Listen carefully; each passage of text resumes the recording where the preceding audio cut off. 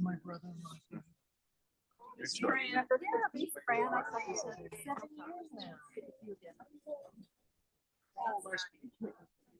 Yeah, exactly. You want to? Here, I've got another one. And I have another if anyone needs it. That's a little chilly out too. You know this place is cold. Yeah. I got my gown on. You kidding? I bet you it's Oh, you're so See what my other call. I was I have. Nancy, did you go? No, we'll go after. I started talking. I know. David was gonna come. He could. Yeah. It was too hard. Oh, my tribe. I have cousins, young cousins. She's 35. Religious people. Oh, They're so not.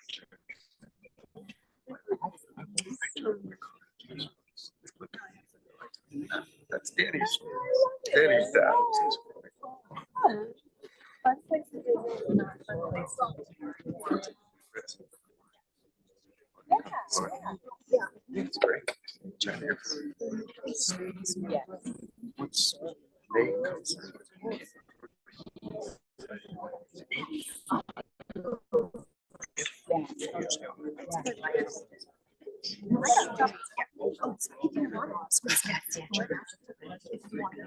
You want your coat back?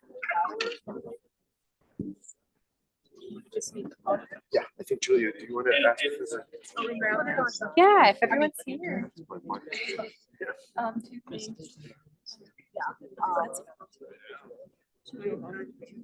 All the way to the top. Sure. Do you want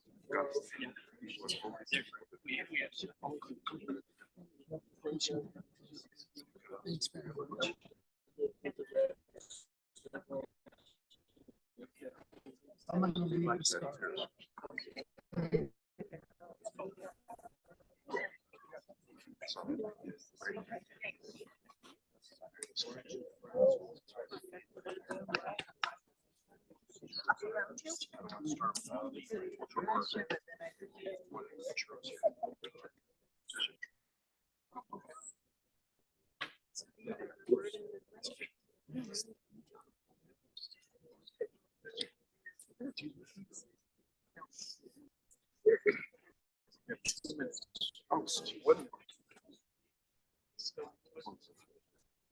Ladies and gentlemen, we're just upon service time. Those who are going to be pallbearers, if I can ask you to make your way to the hearse. When the sun. See that we will make 7 brief stops on the way to the grave. This is to show we'd rather not be doing this, but we're here.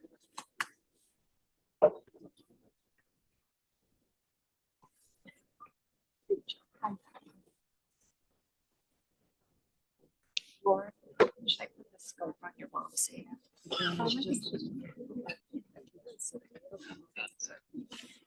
I've got a big, huge one.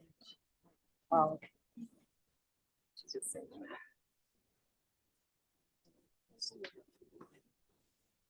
Just hang out here. 7 stops, but we don't. You don't have to. Yeah, we'll stay out of their way, and the pallbearers will make the stops. Yeah.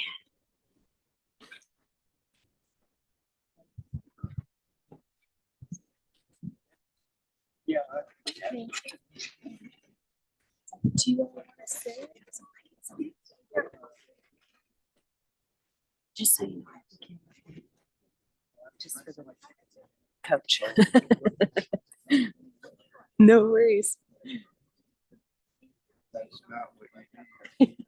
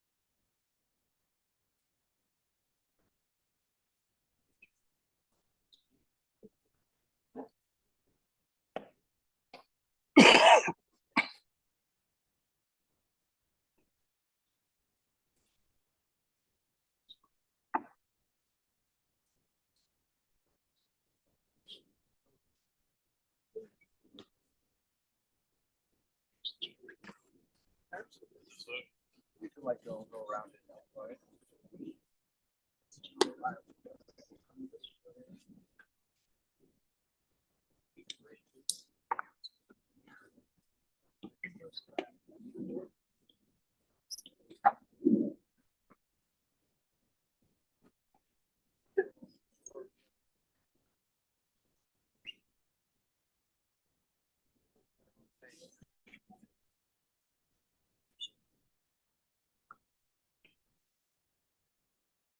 Ladies and gentlemen, the family's been seated. There are a few large chairs in the back. Please don't be bashful.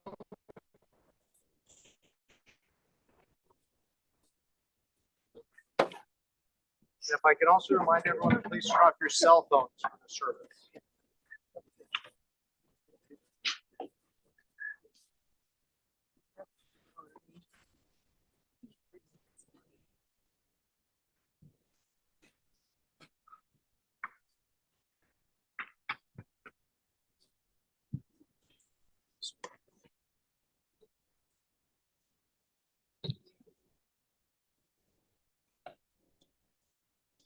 I want to thank you on behalf of myself and the family for being here today. It's such an amazingly important mitzvah to accompany someone to their next journey. I know Scott had an interesting journey in this life. You all knew him during the different times in his life. When King David, one of the great figures in Jewish history, he had a tough life.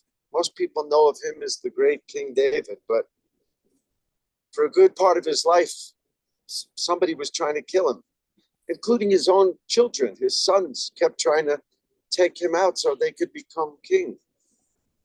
So in that process, he wrote this beautiful psalm, Psalm 23, that we often associate with funerals. The Lord is my shepherd.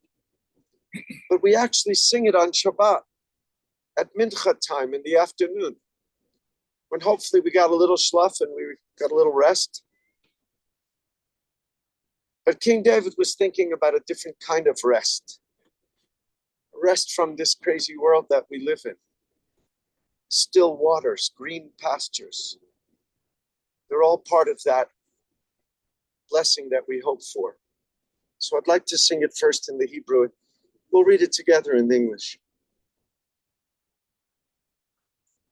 Mizmor LeDavid, Adonai Rohi lo echsar, binot deshe yarbitzeni, al mei menuchot yenaleni. Nafshi yeshohev yancheni v'maglet tzedek hoy leman shemo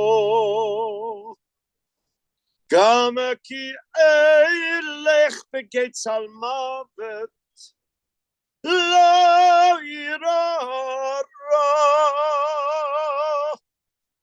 ki ata imadi shivetecha umishanetecha hey ma yenachamuni taroch levanai shulchan neged surah tishan tavashemen roshi kosi revaya achtava chesed yirdefuni kol yemei chaya v'shaveti bebeit Adonai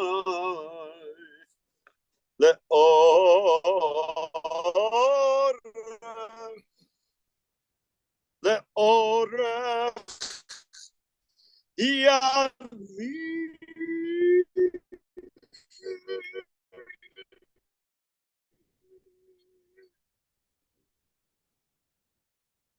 You'd like to join me? God has me lie down in green pastures. God leads me beside the still waters.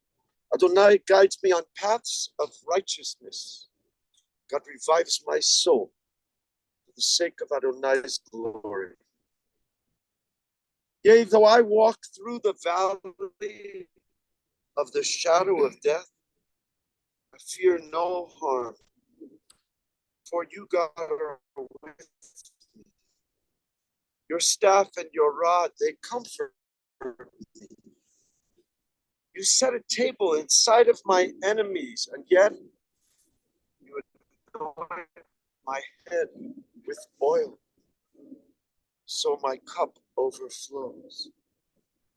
Surely Tov v'chesed, goodness and kindness, and I shall abide in the house of Adonai forever.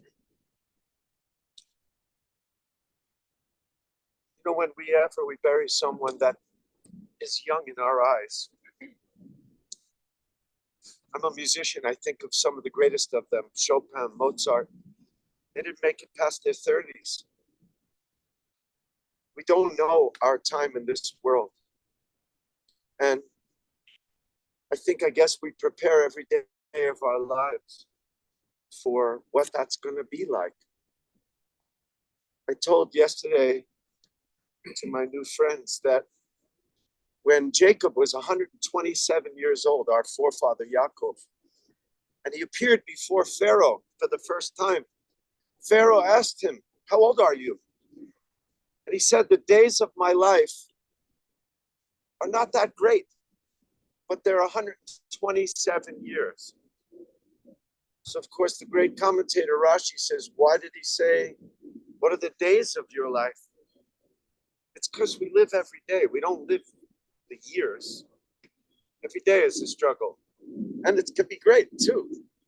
Sometimes they're not so great. But somehow we find our way through. And I think that's something that Scott did a great job of, finding his way through. Thanks to his wonderful sister, and I won't call him brother-in-law, and his brother, and to his beautiful mom. His dad may rest in peace. He had a challenging life, and yet it was a good one. I want to mention two very important people that they mentioned to me, Sam and Evelyn Mandelbaum, Scott's grandparents, who were really important in their life. I know my grandpa was so important in my life, and I try to tell my kids about them all the time, so his name won't be forgotten. I could tell you, he's a Denver guy, and spent his time here, and had friends and family, and most important, his sister, who I'd like to call up right now to say a few words about him. Thank you, Lord. I'm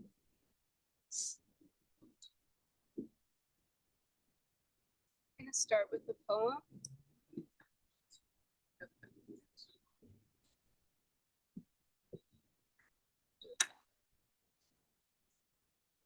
Dirge Without Music by Edna St. Vincent Millay.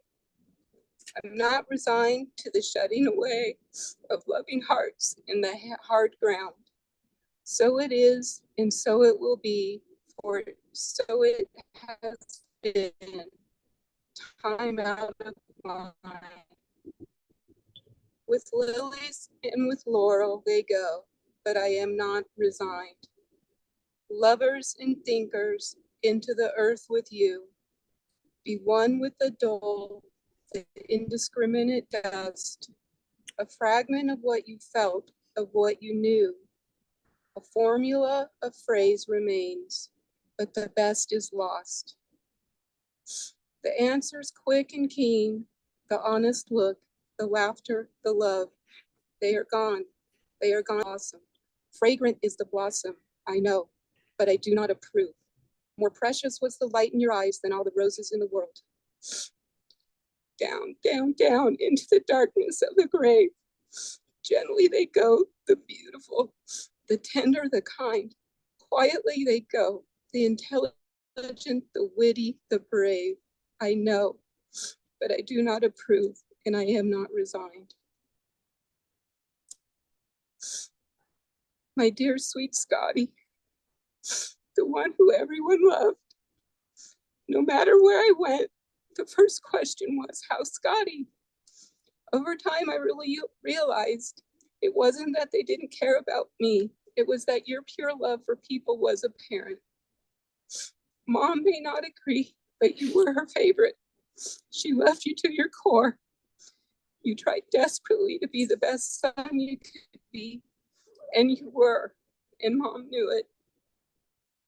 When our parents divorced, you took it upon yourself and stepped up to the plate trying to be the man of the house. Life wasn't ideal at the time, but we had each other. No matter what, from that time on, I knew you were my protector. Mom's too. The comfort that gave a scared little girl was immeasurable. I know I showed my gratitude over the years, but probably not enough. Much of my life, I hid behind your broad shoulders when there was any conflict. That's when Honey and Dada stepped in to help. They treated us more like their children than grandchildren. We were so blessed to have them in our lives. Their eyes would light up for you, their beloved Scotty. And Honey always taught us we shouldn't fight, your brother and sister after all. Our bond started very young. My memory was when you were about 4, and you scared everyone by falling out of the top story window of our house. By the grace of God, you survived fully intact. I was so little, all I knew to say is, Scotty, Scotty, where's Scotty? From then on, we grew up as a brother and sister who became very close. We made it fun. Around 4 or 5 is when I began listening to my big brother. When Scotty had an idea, I fell in line and did as instructed. This wasn't always in my best interest or judgment, but for most of my life, I couldn't break the pattern. At first it was, Lore, get out of the crib, I'll help you. That ended up with me having a broken arm. Then, Lore, get on my shoulders and I'll carry you. We ended up crashing into the closet and the door laying on top of us. We laughed and laughed while we were getting scolded. Eventually, we became roommates in college. That began a 15-year journey of so many fun-filled memories. I remember going shopping in the department store and they thought we were registering for our wedding. You about fainted. No, this is my little sister. All the waitresses thought we were a couple. I know that made you a little nervous, but I always loved having you by my side. Later, we moved back to Denver. Once again, I hear, Lore, this is what we're going to do. You see the pattern here? This time you convinced me it was a great idea to move the stove from one rental house to another a few blocks away. But Scott, we don't have a moving truck, I said. Reasonable thought. But in true Scott fashion, you told me, Lore, here's what we're going to do. You'll drive the car and I'll sit on the tailgate pulling the stove behind us on the dolly. There will be no problem. I struggled with my gut reaction, but as always, I acquiesced and said, okay. We get the stove out to the car, get you on the tailgate with the stove and dolly in hand, and you say, let's go. But go slowly. About 15, 30 seconds later, I hear you screaming, wait, you lost me. I look back and you're in the middle of the road holding the dolly. We were howling over the mess we were in. Set it up again, we tried once more. This time we had success, and boy did the neighbors get a kick out of those 2 idiots driving the stove down the road. Over the years, I learned to listen to the famous phrase, Lore, here's what we're gonna do. And I really think hard about what your latest great idea was. Almost always I followed you down the trail that usually led to me. Boy, what a time we had. Maine, Seattle, and New York were my favorite trips. Mexico led to another Lore, this is what we're gonna do situation. You decided we were going to smuggle some Corona beers across the border. And being the protector that you were, decided you didn't want me in the car while crossing the border with contraband. So you thought it was best to take me back to the US side of the border and leave me at a fast food restaurant at night in the dark. Off you went, back off over the border to get your cheap beer. You said it'd be about 20 minutes. It turned into an hour or more. I sat and waited and waited and waited. Now this was way back in the 80s where there was no cell phones. I sat there panicked. Who would I call to come get me? I didn't have enough money to get myself home from this border town. As I contemplated what to do, here you come driving up, laughing. You'll never believe what happened, you said. I was never so happy to see Scott. It was always an adventure with you. Your curiosity and love of life allowed you to seek out new adventures. This was evident as far back as when you were a very young boy and you started taking clocks apart. Did you ever actually put one back together?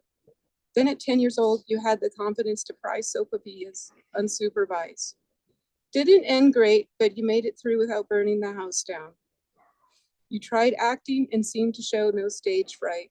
Cooking different foods, then what we grew up on became a passion. and you were an amazing chef.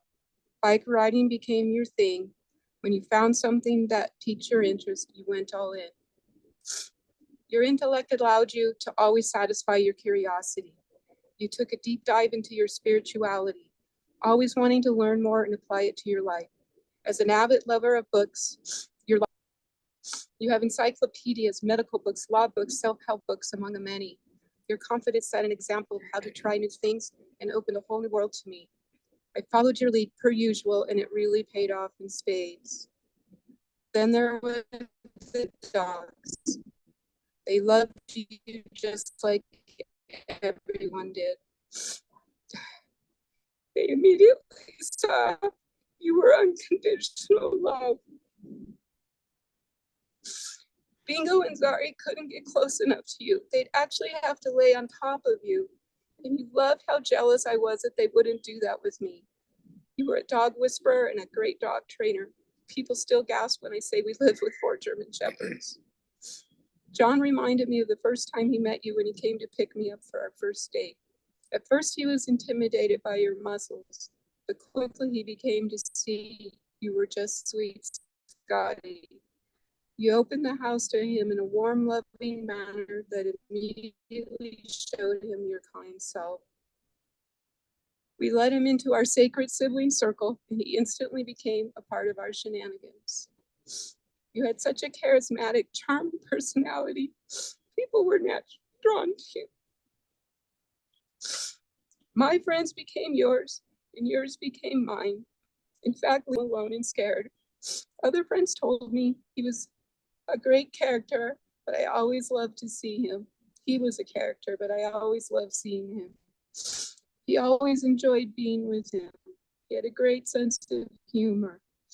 Fran said he was a great guy. He was always laughing. Now, the laughing may have driven Mom a bit crazy, but we just laughed harder. These are some of the attributes I talked to the cantor about. But to me, you were more supportive, empathetic, kind, protective, understanding, and above all, loving. You were my big brother. This is how I'm going to remember you. Scotty, I grew up with. Never once did Mom and I stop loving you, and never, never, ever will. Now you're at peace. No more suffering. Go find the dogs. Go find the dogs and run free forever. Little sister.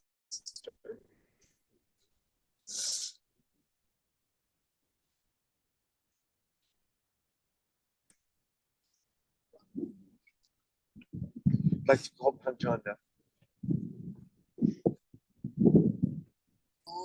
This one from W.H. Auden called Stop the Clocks.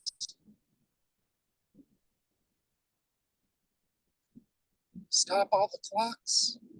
Cut off the telephone. Prevent the dog from barking with a juicy bone. Silence the pianos and with muffled drum. Bring out the coffin.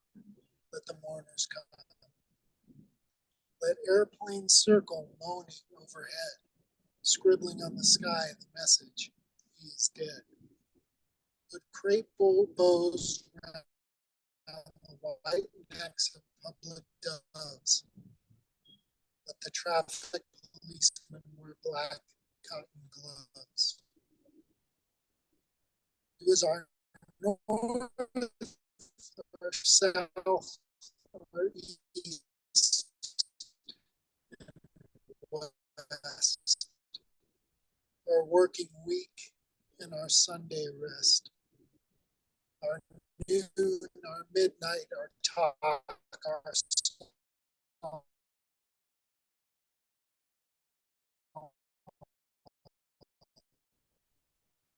We thought that love would last forever. We're wrong. The stars are not wanted now. Put everyone out. Pack up the moon and dismantle the sun. Pour away the ocean and sweep up the wood. For nothing now can ever come to any good. Some people know how to say things. Told me all the days of my life. They're told goodness and chesed, kindness. Everything you said about Scotty was about his kindness. I think courage is in there too. It takes courage to try to make it in a hard world. There's a beautiful story that I think might be pertinent here. It's a story that a rabbi tells that he went to see the ships in the harbor. And there was a ship that was leaving. It could be the other way around. He said, when we're born, we don't know what's going to happen in our lives, where we're going to end up, the good or the bad. But when it comes to rest, we know that it was a life that was lived, to pray that his journey is a good one, that he finds peace and rest. In just a moment, we're going to all participate in putting earth into the grave, and the family's going to tear a ribbon. Try to take what we feel on the inside and we wear it on the outside for the 7 days of Shiva, except for Shabbat. So I'm going to ask our wonderful cemeteries rise.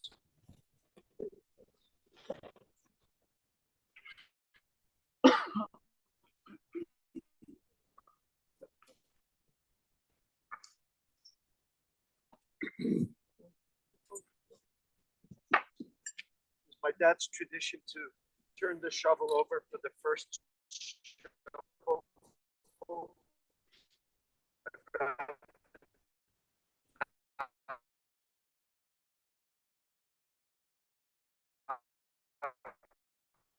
Be doing this.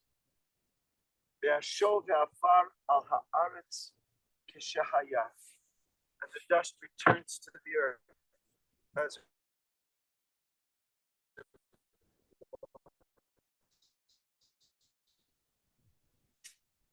Scott, go in peace. Shalom.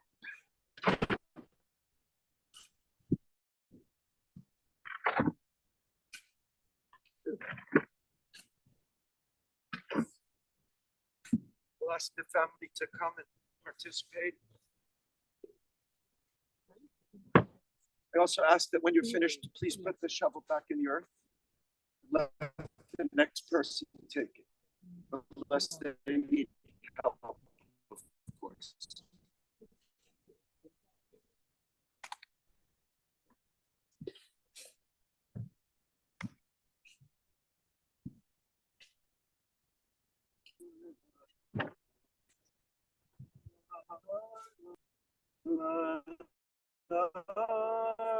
Please, thank you. From either side.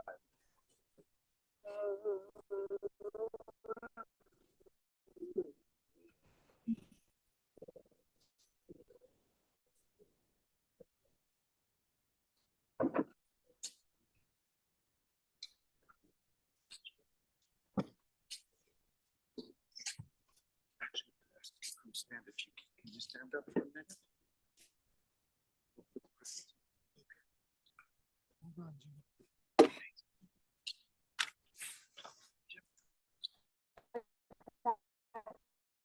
Oh, there you are. Thank you, Doc.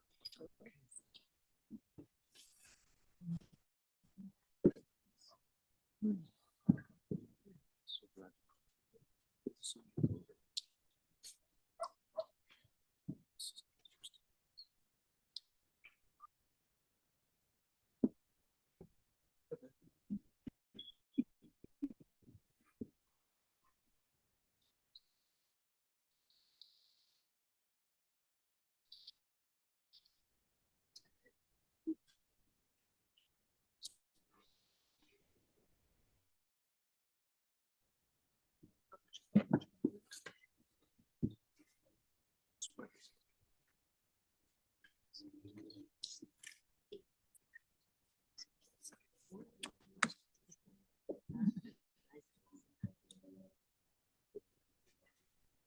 possible. Do the same bracha. I'm gonna tear. Okay, so you say it.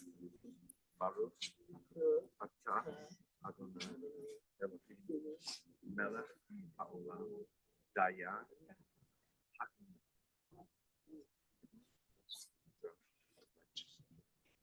Say Adonai Natan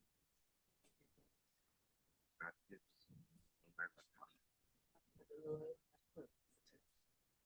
Shem Adonai.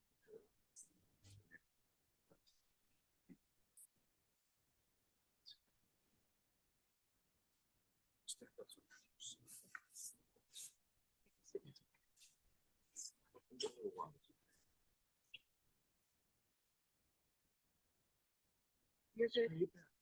You can sit right there. You don't need to.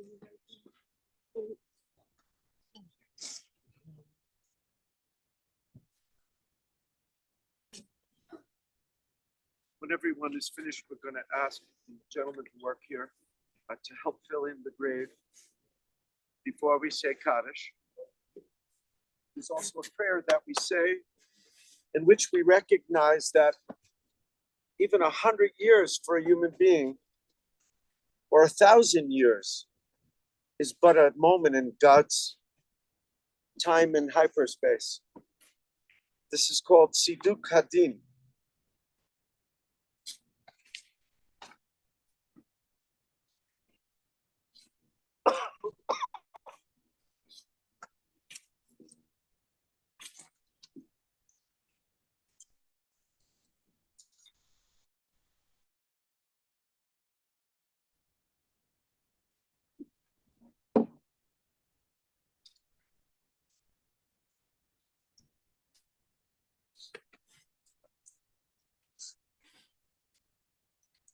עצור תמיפול ככל דרכיו משפט, אל ונבינה וצדיק ישר הוא. עצור תמים בכל פועל מיומר לא מה תתפל, השליט במטה ומעל ממית מחיי מוריד שאל ויעל. צדיק אתה אדוני להמית על החיות, אשר בידך פתרון כל רוחות, חלילה לך זכרנו למחות. יונענך ברחמנו בכוחות, כי לך אדון הרחמים והסליחות. אדם אם בן שנה יהיה או 1,000 שנים יחיה, מה יתרון לו כהיה? ברוך דיין האמת, ממית ומחיה. גדול העץ ורב עלי, אשר עיניך פקוחות על כל דרכי בני אדם. לתת לאיש כדרכיו בכפרי מעלליו, להגיד כי ישר לנצריו לטבו. אדוני נתן באדוני לקח, כי שם אדוני מבורך ורחום יכפר עוון וישוב. וישוב העפר על הארץ כשהיה, והרוח תשוב אל האלוהים אשר נתנה. The dust returns to the earth as it was, but the spirit, the ruach, returns unto God who gave it. May the soul of Scott J. Handler be bound up in the bond of life eternal. Tehei nishmatot tzror b'tzror hachayim. Send comfort, O Lord, to his family and friends who mourn. Grant strength to those who feel sorrow. Our merciful Father, our refuge and Redeemer. And we all say together. And then we're going to ask the family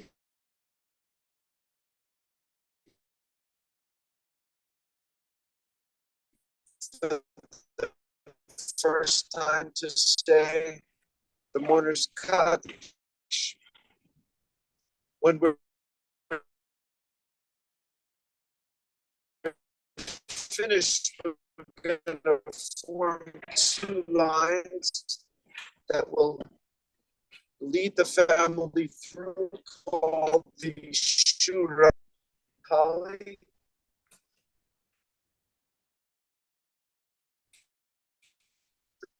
So it's pretty good. What is the source of my help? Ezri me'im Adonai. The source of my help is God, the creator of heavens, the Lord sleeps. The Lord will preserve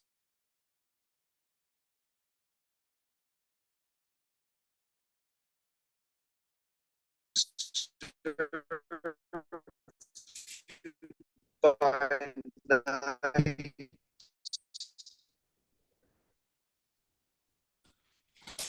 and nor will the sun smite you by day.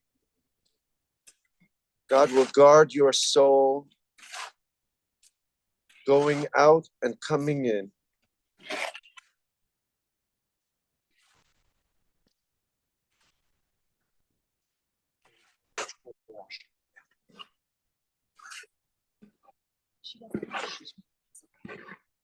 We're going to say the Kaddish first, and then we'll do the memorial prayer.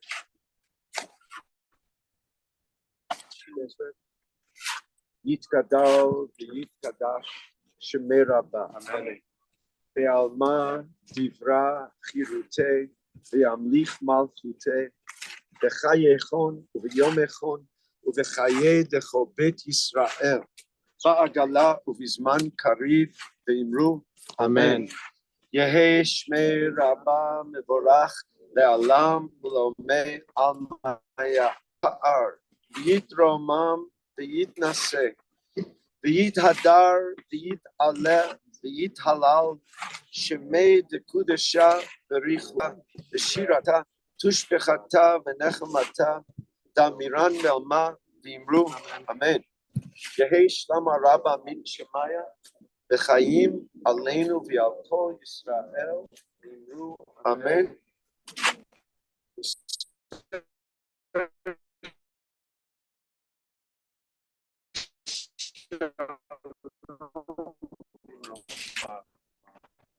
Yaseh shalom aleinu v'al kol Yisrael. El male rachamim shochem b'meromim ha'metzei menucha nechona tachat kanfei hashechina b'mahalot kedoshim u'diorim kezar harakia mazehirim et nishmat Shmuel ben Avraham v'Gittel Feiga she'alach le'olamo b'Gan Eden, hay b'Gan Eden tehei menuchato ana ba'al harachamim hastirehu b'seit genavech al yolamim utzeror bitzror ha'chaim et nishmato Adonai nachalato v'yanuach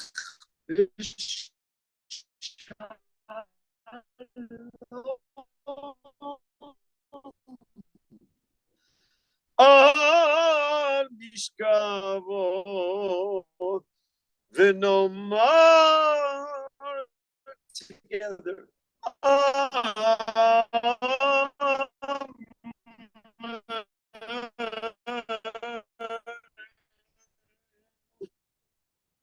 O God, exalted and full of mercy and compassion, grant perfect peace in your sheltering presence among the holy and pure, unto the soul of Shmuel, son of Abraham,